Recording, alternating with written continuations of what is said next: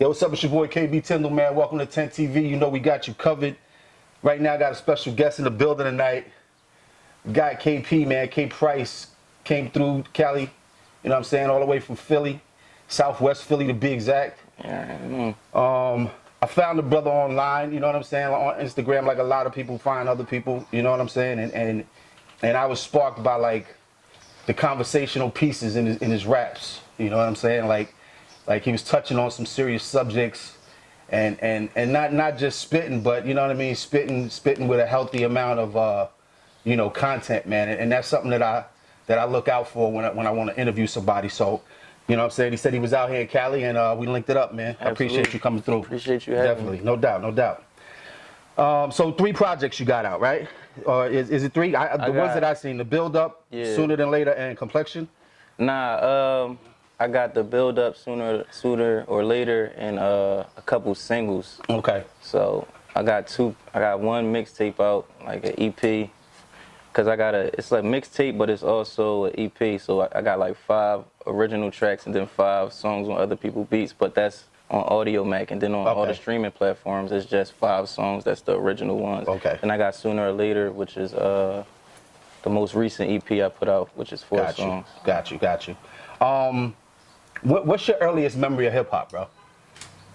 My earliest memory of hip hop would probably was Tupac. To be real with you, that's like one of my favorite rappers. Probably my favorite rapper. Just when I was younger, I was always looking at like my brother influenced me. My brother Bub, he was always watching hip hop and stuff like that. So I remember I was watching TV. And it was the How Do You Want It joint with Pac and Juice. Pac and Juice. And he was just on there doing his thing. I'm like, damn, like boy, he looked super duper cool. And that's the first. That's like my first memory that I could actually like remember. I was just like, damn, boy, he looked like he lit right now. You know what I'm saying? He had the gold on. And, Pac had that influence on a lot of people, man. So, definitely. And I was a pup, so that was my first memory. That's my legit first memory of any hip hop. That's what's up, definitely. What's the story behind your rap name KP K Price? Is that just like your real name, like a take on your real name? Yeah. All right, that's what's up. No doubt, definitely. Yeah. All right, so like to the Instagram thing, like a lot of the clips that I saw were like 1-minute clips of you doing various things, like Mindset of Murder. Mindset Before Murder. Insecure Educator. Yeah. The Dreams joint, you know, like the Hot 97 play. Yeah. Just give the people a little bit of background. Like what was the concept behind Mindset Before Murder? Honestly, it was just me wanting to do something against the grain. I always told stories in my music. Right. What made me actually really start, like the whole story behind doing Mindset Before Murder is I had so much music already in the tuck.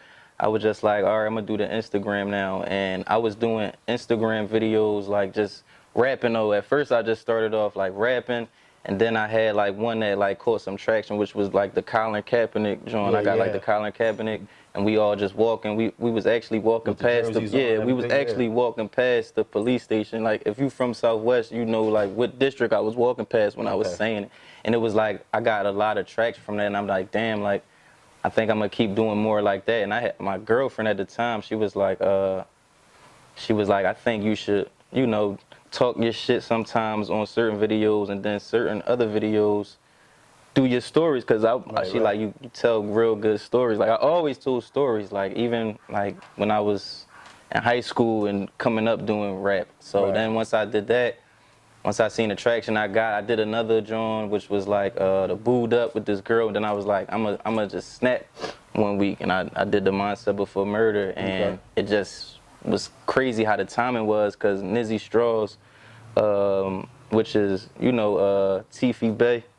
No, I'm not familiar. Yeah, well, he's South Philly boy. Okay. And Nizzy Straws was a local artist in Philadelphia, and he had got shot the day before I did Mindset Before Murder. Okay. So it just touched everybody, and it was just crazy the timing. And I had the Build Up came out that same week. I had already put it up to come out for that date, like that weekend. So it was just crazy. So the timing was perfect. Yeah, the timing was just it was really God. I really believe that, but made me do I always did stories, and then it was like once I found my pocket, I just stuck with it because I was like, that's what the people want to see, and that's what I actually let it do. That's what's up. And a lot of people, since I've been doing it, people always tell me like, a lot of artists don't tell stories no more, and that's really the like essence of hip hop. Yeah, so it's like I'm like, damn, I'm really like, this might really be my calling. So and it was like and the more I do it, it just comes. Yeah, it's easy for me to do it. Absolutely. So it's like it just had to be done. That's dope. That's definitely dope. Insecure Educator, man. Like going to that because like that kind of like hit me kind of hard.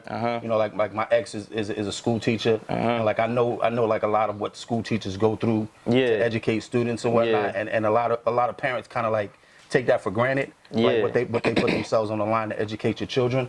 So tell me the concept behind that and why you wrote that one. Insecure Educator was really just about me seeing a lot of younger kids in the school system and not really giving a fuck about it. Like, I was one of them kids.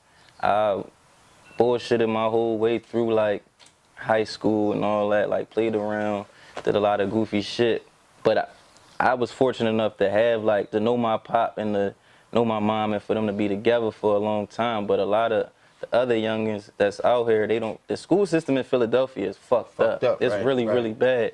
So it's like me seeing that and then me actually seeing how the parents are with their kids and not really like taking advantage of grooming your child and actually really helping them learn and grow and evolve. It was just like I felt like it was something to touch on, and me saying that in the way I did it as being a teacher who doubts they own, like a lot of teachers doubt the kids. Yeah, they don't even and it's like you're supposed to be the hope for the kids, you know what I'm saying? It was just something to touch on, and for me to it seemed as I get a lot of DMs saying that, my videos and my music really helps a lot of people or shines light. I just want to shine light on certain shit that people don't shine light on, and that was just one of them that I felt was needed. Like Insecure Educator, like being and knowing the kids and hearing some of their stories and like talking to them, like it was needed. I just felt like it was needed. Like our shit is fucked up. So, I mean that kind of like brings me like running like right into my next question. Like, being from Philly, Meek's from Philly and he's fighting for the whole prison reform thing. But a lot of that stuff starts at an early age. You know what I mean? So like, what's your take on that? What's your take on the whole prison reform thing? And like, if you could give out a solution, like what kind of solution would you give out to the kids that you see in your hood that are not getting what they need at an early age? I would start off by really getting in. It's crazy because I could say it's so many ways you could do it, but I would start off with the school because a lot of the kids don't have, some kids don't have a stable household. Like they don't have a mom and a dad. Like, and if they do, like you never know how the parent is actually parenting. Like you don't know what's going on. So that's true. I would attack the schools. I would attack the school system. I would do a lot of mentor programs. I'm actually starting one when I get back to Philly. It's called How to Be a Man. Okay. So we're going to like teach kids certain things like how to tie a tie and just break down certain systematic things that they won't talk to you about in school.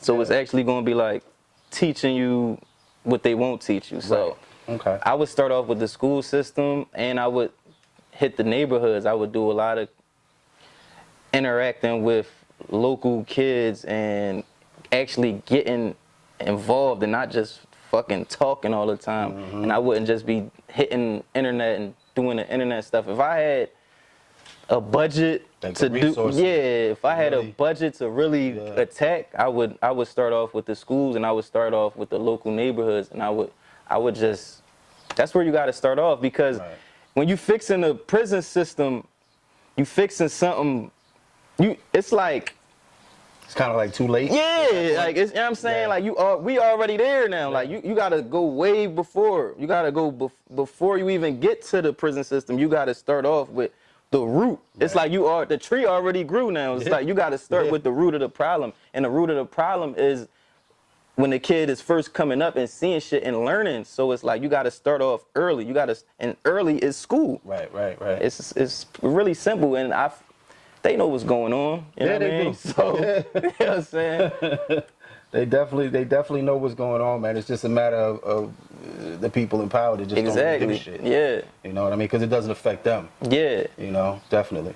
Growing up, man, what kind of music did you listen to in your household? Always was rap, a little bit of R&B, but majority rap, pop, Lil Wayne. My brother always was playing Hove. Well, you listening to nothing but the greats. Yeah, I definitely, for sure. A couple local artists, you know, even Beans is a great. State Prop. Yeah, State Prop was the shit, definitely. Cree Forch, I remember Cree Forch, listening to Cree Forch at a young age. He's from Southwest Philly. Philly's Most Wanted. Was Philly's Most Wanted. Takedown, the whole Takedown era, Takedown Records. Tim Gotti, Ace Capone, that whole movement. I was listening to that. I was listening to a lot of hip hop. I used to do the karaoke machine with my cousin, like on some real shit. That's what really made me start going hard with rap, and like what made me start initially. That's what's up. What sacrifices have you made, or what things have you had to go without to pursue your craft and become an artist? I'm sacrificing every day. Money, not knowing if you're gonna get it back. Right. Women, I love women. You know what I'm saying? We all love women, B. You know what I'm saying? But women, sometimes you gotta spend money to actually, even if you just going out with them, you spending money, and I be thinking, damn, I could be spending this money on studio time or whatever else. Right. And I mean, especially if it's a fucked up date too. Yeah, so then it's like you wasted your whole, you wasted all your bread that you could have put to the side for your situation. Definitely. But, going out, just regular relationships, like seeing people normally in places, like your social life, I sacrifice my social life, I sacrifice, what else, man? It's a lot. It's really a lot. But when it comes, like your time, you gotta be willing to go wherever, whenever. Working like a regular job, like I don't even work no more. Right. It's like you gotta make a decision. Like basically my life. You know what I'm saying? Like, cause anything can happen, and it's like, but you gotta be willing to bet on yourself, and you gotta sometimes take that leap of faith, man. Absolutely. I would, God rest his soul, my man Mustafa. I was working at U-Haul before I actually started like going full time. Okay. And I was late every fucking day. You know what I'm saying? Like every day I was going to work. Chasing the dream. Yeah, man. Every day I was going to work, but I'd be in the studio late as shit. Yeah. I'd be shooting videos. I have a show, whatever. We'd go out of town. And you know, sometimes when you go to certain places, like people want you to come to perform, they giving you drinks, so I'm lit. You know what I'm saying? Definitely. And then I'm going to work the next day, but I'm late. I'm late all the time. My supervisors, you know what I mean, grinding me the fuck up. And I remember my man Mustafa, like, cause he was there before me, old head boy, God rest his soul, he was like, man, and everybody knew, what was crazy with me working there, it was like everybody knew who I was. Right. So people be like, yo, ain't you the boy, this, that, and the third, you the boy KP that be rapping. Here, like, but I ain't give a fuck about that. I be like, yeah, this what I'm doing, boom, boom, boom, boom. And my coworkers knew too. Right. So they already knew what was going on. And then my man Mustafa, he was just like, sometimes, dog, you just gotta pick. You pick one, right? Yeah, he said sometimes you gotta pick one. Yeah, which one you want more? And I was like, damn, this nigga right. Yeah. And I just was like, fuck it. And he died, like, he got shot like 2 weeks later. And that's the last thing he said to me. Damn. And I was like, damn, I needed to hear that. I'm sure that gave you that extra push. Yeah, real shit. He got, I mean, definitely. God rest his soul. Yeah. Definitely. Boom Philly, my man DJ Caesar. Yeah, that's my guy. Dude. You know what I'm saying? I heard the freestyle on there. First thing, never ride no waves, don't do no surfing. Yeah. Secondly, work ethic must be definitely sure thing. Yeah. bars like that, man, it inspire people, man, and like for you, if you had to pick, if you was under the gun and you had to pick who your favorite lyricist is coming up, who would that person be? Oh, coming up? Yeah. Me coming up or them you. coming up? No, you watching them. Oh, damn. Like when you write some fire shit, you like I know that one's gonna touch the people. Like who gave you that feeling coming up with their bars? Like the chills, right? Yeah, the chills. That ugly scrunch face. You know what I mean? Damn. I gotta say Hove. Yeah. I gotta say Hove, like, That's what's up. you know what I'm saying? For sure, like Hove, because Hove would say some shit, I'd be like, Like this nigga's on another planet type yeah, shit. like, I gotta say Hove, like, I can't really think, like, listening to somebody, right, like, thinking back, like, who would I listen to that gave me that feeling, like, Right. that people say I get them, and I would have to say Hove. That's what's up. You know what I'm saying? Yeah, Hove's definitely my favorite artist. You know what I'm saying? But I'm like first generation Hove. You know what I'm Yeah. saying? And I'm sure you I studied I reasonable went doubt and back on some backtracked shit, and yeah, stuff. You know for what sure. I mean? And you know, for me, like being a first generation cat, like I remember Hove in the '90s. You know what I'm saying? So like seeing the whole evolution is like a beautiful thing to look at that, man, and see that he is inspiring cats like yourself as well. As an artist, man, what do you feel the responsibility is from yourself towards the hip hop culture as a whole? To not put out empty music, put out music that actually means something, that has a message in it, that's going to teach somebody something, that's going to help somebody be aware of something that's actually going on, for a motherfucker to actually think. And I mean, I get it. Everybody don't always want to think about their problems, you know what I'm saying? That's Right. why I'll make music like for the females, for people to dance to, like certain shit, but it's like the root of my music is for you to learn something, is to Right. give you a message, because I feel like that's my responsibility. Yeah. You know what I'm saying? Like that's my oath before God. Like I'm a God-fearing man, and I always told myself, if I ever get the opportunity to be even at the level that I'm at right now, Right. I would use it the right way, and that's what I feel like my obligation is. Absolutely, man. That's dope that you said that, man, because like a lot of artists they don't see the bigger picture. Yeah, they just see the money and the green. They so busy chasing the bag that they're not looking at anything else around them, you know, as far as the culture's concerned, or even the message that they might be putting out there. You know what I mean? And the people that the people that are gonna listen to that shit. Yeah, You know what I mean? yeah. So that's definitely dope. What like as far as like what you have out right now, what should people be checking for? Like what visual should they be checking for? What specific track should they be checking for? They need to be checking for the Mindset project produced by Jahlil Beats. Okay. I know they keep asking me when is it coming. I'm just gonna say it's coming this summer. We working working on some. it, No, it's done. Oh, it's the done. project is done. All right. You know what I'm saying? It got all Mindset Before Murders on it, in an extra part, which is part 6. Okay. But I put Mindset Before Murder part 1 through 3 as like the first song. Okay. And the last song is Mindset Before Murder part 4 through 6. Nice. And the 6 nobody ever heard. And then in between those songs, it's all stories. Okay. So it's like all good music. It's done. We just working out the paperwork. We got Right. some situations going on, and we don't want to we want to put it out the right way. Right. So it's Absolutely. like, that's all I'm waiting for. But check Absolutely. for Mindset. Mindset is coming soon. No doubt. It's going to be, it's timeless. Yeah. It's not microwave music. It's slow cooked. Yeah. So it's I'm something you're with going to that. really be able to like that. digest. Definitely. In the day and age that we are in now, you know, social media wise, how important of a tool has that been for you? Very important. That's why I'm here right now.